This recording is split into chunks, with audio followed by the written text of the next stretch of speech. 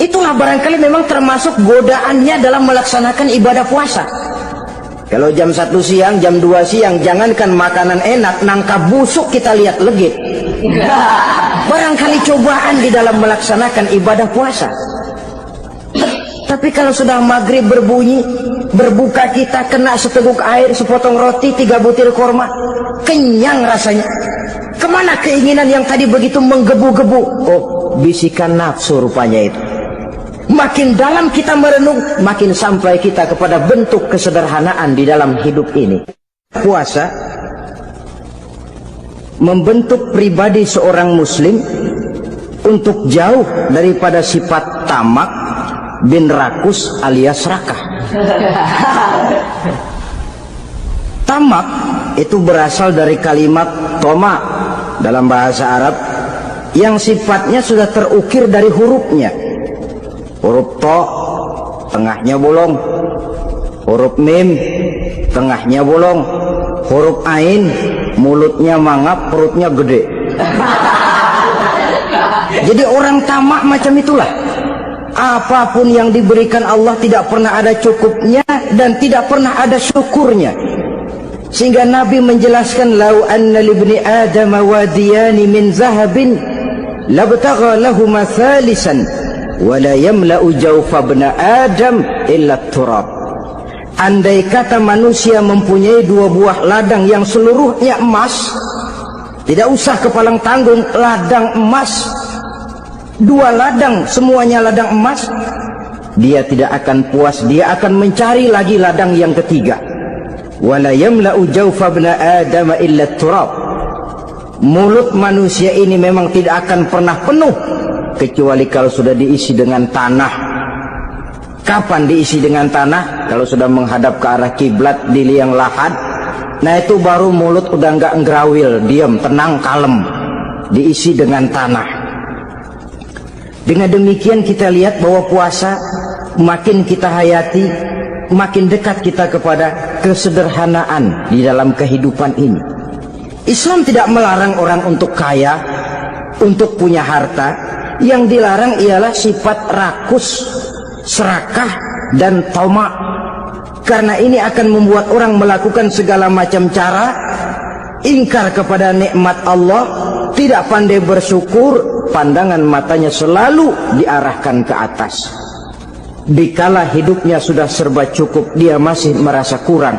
Sebab itu dia selalu kurang. Dia sudah kaya tapi masih merasa miskin saja, maka hidupnya pun miskin terus. Saudara-saudara ma'asyiral muslimin, ini hikmah yang kedua kenapa kita perlu puasa. Yang ketiga, puasa itu melatih kita cinta kepada fakir miskin, orang-orang yang tidak mampu, yang memerlukan pertolongan. Bagaimana caranya? Dunia pendidikan berkata bahwa pendidikan akan lebih berhasil kalau bersifat audiovisual. Mengajar anak berenang, bawa ke kolam. Mengajar anak naik sepeda, berikan sepedanya.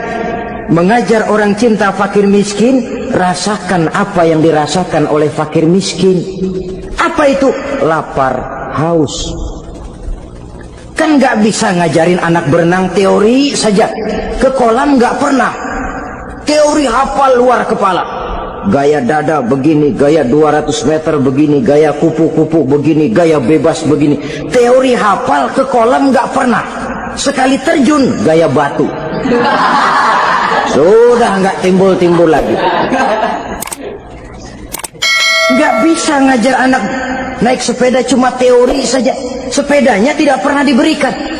Hafal teori, bab 1 pegang setang, bab 2 dorong, bab 3 kaki kanan naik pedal kanan, bab 4 genjot. Hafal teori, megang sepeda nggak pernah. Begitu dikasih sepeda dia naik, habis tukang bakso.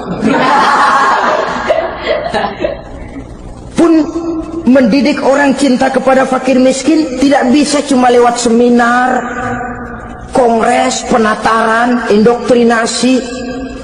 Diadakan simposium, seminar, diskusi supaya orang cinta kepada fakir miskin, tapi yang bicara orang kenyang semua. Bagaimana hati ini mau peka? Islam itu nggak usah banyak teori lah. Rasakan saja lapar haus, enak nggak? Kalau kau tahu lapar dan haus tidak enak, kau lapar haus cuma sebentar. Habis maghrib, laparmu hilang, hausmu hilang. Bagaimana saudara-saudaramu muslimin yang terkapar di kolong-kolong jembatan? Yatim piatu yang hidup terlunta-lunta, perempuan-perempuan tua hidup miskin, anak pun banyak perlu uluran tangan. Lapangan kerja sulit, persaingan hidup makin tajam, meringkuk mereka di sudut-sudut kehidupan. Beratap langit, beralas bumi, tanpa tahu kapan hidup dan nasibnya akan berubah. Di situ pekaklah hati untuk hidup tidak cuma buat kepentingan diri dan perut sendiri saja, tapi mampu memberikan pertolongan sesuai dengan kemampuan kepada mereka yang memang memerlukan. Sebuah hadis menyatakan, irhamu ahlal ardi yarhamkum man fis sama. Sayangilah apa yang ada di permukaan bumi, nanti yang di langit akan sayang kepadamu. Si kaya sayang kepada yang miskin lalu menolongnya, yang alim sayang kepada yang awam lalu membimbingnya, yang pemimpin sayang kepada rakyat lalu melindunginya. Yang di langit akan sayang kepada kita, akan turun rahmah berlimpah, akan tercipta keberkahan dan ketenangan dalam hidup.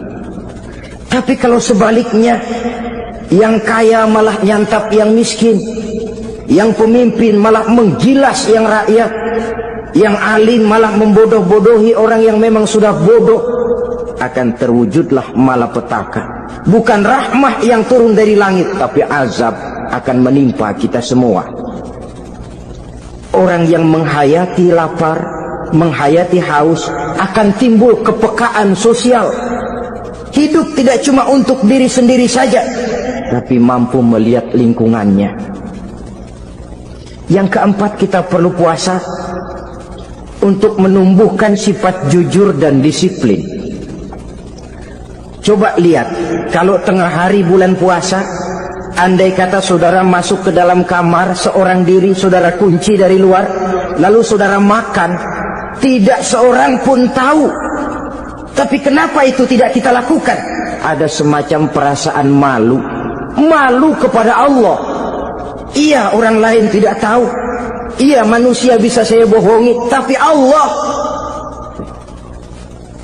Atau umpamanya waktu sholat zuhur, saudara sholat zuhur di masjid, umpama ketika ngambil air wudhu, giliran ke kemur, saudara korupsi dikit aja, telan. Yang Nabi sumu tasihhu, berpuasalah kamu, badanmu akan sehat. Sebab apa?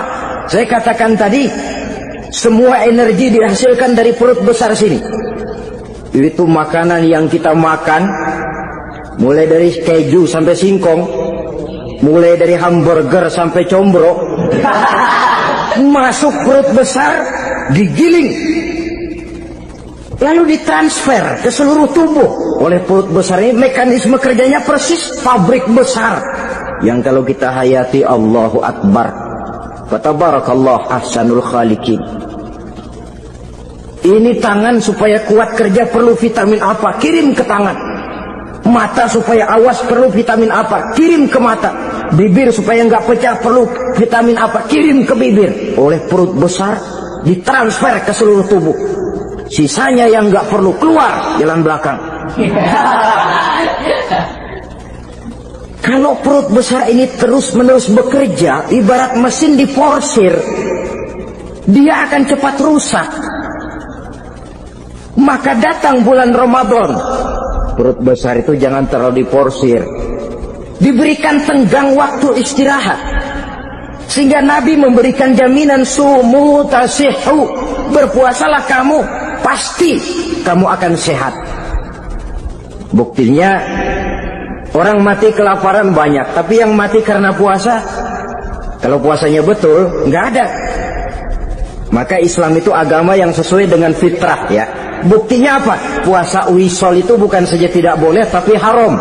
Puasa wisol artinya puasa nyambung, dari pagi sampai maghrib sampai malam sampai besok pagi lagi terus-terusan puasa, haram, karena itu bertentangan dengan fitrah.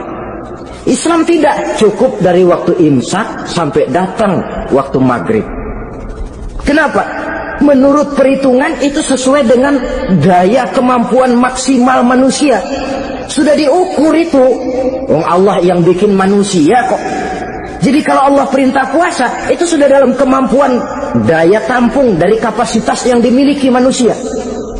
Orang mati kelaparan banyak, yang mati karena puasa nggak ada.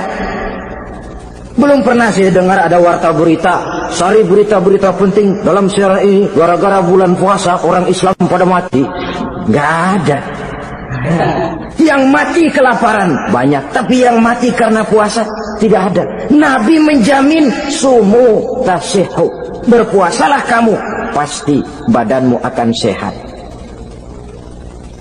Ma'asyiral muslimin, kalau sudah tahu kita apa perlunya kita berpuasa, pembicaraan akan saya lanjutkan bagaimana seharusnya kita puasa. Puasa yang ideal itu yang bagaimana? Al-Imamul Ghazali menjelaskan, orang yang puasa itu ada 3 macam. Pertama, saumul awam, puasanya orang kebanyakan. Orang macam ini merasa sudah puasa asal tidak makan, tidak minum, puasa sudah.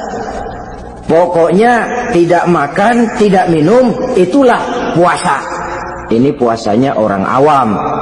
Matanya tidak pernah puasa, kupingnya tidak puasa, kakinya tidak puasa, tangannya tidak puasa. Ini puasa orang awam kebanyakan. Hasilnya tidak mustahil seperti yang dikatakan Nabi tadi. Berapa banyak orang puasa tidak mendapat apa-apa dari puasanya kecuali lapar dan haus. Puasa sah, kewajiban gugur, nilai 0. Kan rugi ibadah semacam itu. Sebab jangan lupa, yang membatalkan itu kan 2. Ada yang membatalkan pahala puasa, ada yang membatalkan puasa. Bedanya apa? Kalau puasa batal, pahala jelas batal. Tapi kalau pahala yang batal, puasanya mungkin sah, kewajibannya gugur, tapi pahala tidak ada. Kalau yang membatalkan puasa sih umumnya kita bisa jaga itu. Sebab apa? Masalahnya konkret, kelihatan. Apa yang membatalkan puasa? Misalnya makan dan minum yang disengaja walaupun sedikit, batal. Sedikit tapi sengaja tidak mengenyangkan, batal. Mamanya pentol